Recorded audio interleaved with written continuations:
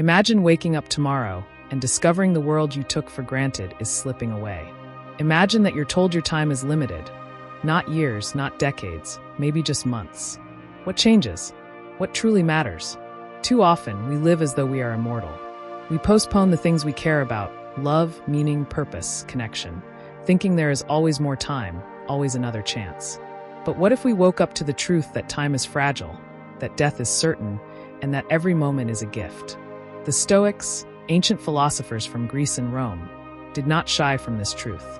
They practiced Memento Mori, remember that you will die, not to frighten themselves, but to wake themselves up, to sharpen the mind, clarify priorities, ground their lives in what matters. In this video, we will explore how the Stoic practice of contemplating mortality can teach us to live more fully, more wisely, and with deeper purpose, so that when our time comes, we have nothing major left undone, not in the things that truly count. Welcome to the unfolding journey.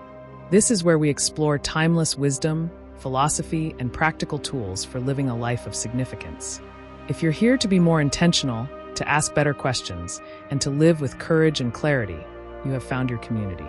Memento Mori, Latin for remember that you will die, is not a morbid obsession.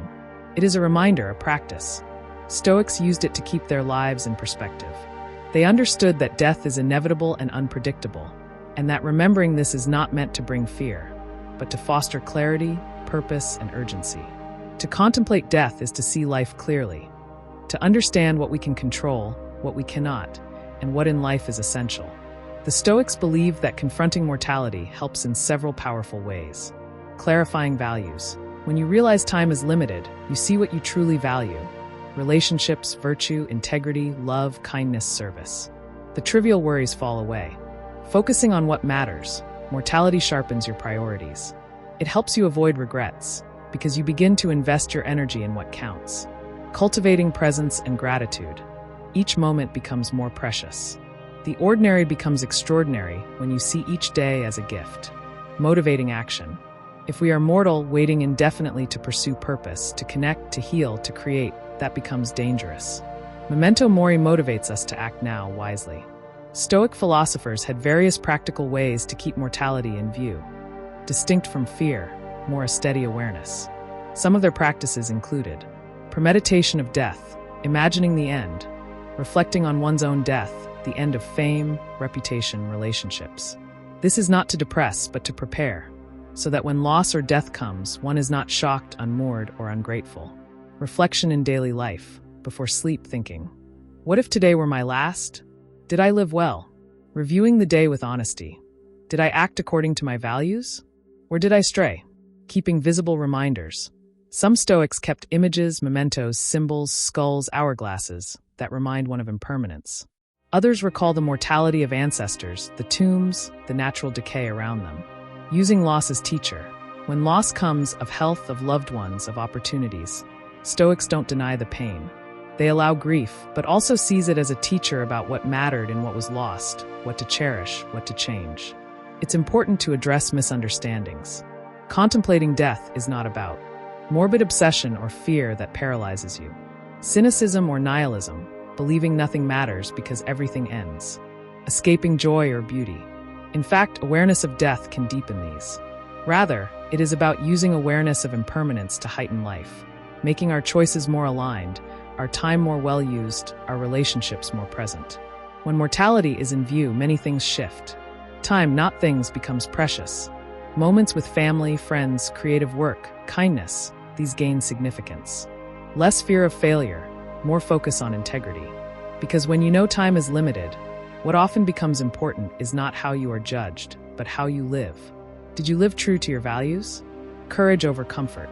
You may take more risks that matter, speaking truth, helping others, making changes. Even small acts that align with your purpose. Detachment from the trivial. The everyday annoyances, petty insults, or material status lose their weight. Because you see they fade anyway. You see what truly endures is character, love, virtue. How can you incorporate Memento Mori into your own life in a way that nourishes rather than burdens? Morning reflection. As you begin the day, remind yourself, I may not have this day again. What matters? Evening review. Reflect on your actions. What would I have changed if today were my last? Did I love well? Did I act with integrity? Meditate on impermanence. Notice how things change: seasons, relationships, health. Let these observations deepen gratitude, humility. Set priorities intentionally. Make decisions based on what matters, not what is easy or socially expected. Write down what you want to be remembered for. Let that guide decisions. Cultivate compassion and connection. Death reminds us that we share this fate. It reduces isolation, heightens empathy. Tending to others becomes not optional, but essential. Let me illustrate with imaginary situations, real-life echoes. A person caught in the busy chase for career success realizes that most of their waking hours are working, commuting, planning. They barely connect with loved ones. Memento Mori prompts them to reprioritize, to carve out dinners with family, to be present rather than rushing. Someone afraid to speak up, worried about rejection. Thinking about mortality gives courage. You might lose respect, but you'll never lose the chance to act true to yourself. A person clinging to material comfort, fearing change. Knowing death is coming, maybe sooner than expected, they risk leaving comforts, reducing distractions, making their life simpler, richer in what matters. What happens when we live with death in view? The surprising result is not gloom, but aliveness. Deep gratitude for ordinary moments, morning light, conversation, laughter, sunsets. Calm urgency. You don't waste time, but you don't rush in a panic either. You move steadily towards what matters. Authentic living. You act from values, not fear of judgment. You focus on integrity, kindness, love. Peace with endings. Loss still hurts, but you are not undone because you have lived meaningfully. You have fewer regrets. Let's bring this together. Memento Mori isn't a macabre obsession. It's a call to live. It's the Stoics' reminder that life is fragile, uncertain, and brief. But in that very knowledge lies power.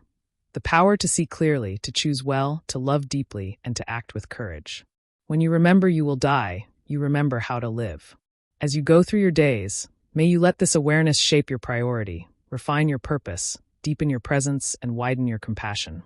Thank you for sharing this moment with me. If this reflection moved you, if you want more conversations about life, meaning, and the practices that help us live fully, please subscribe to The Unfolding Journey.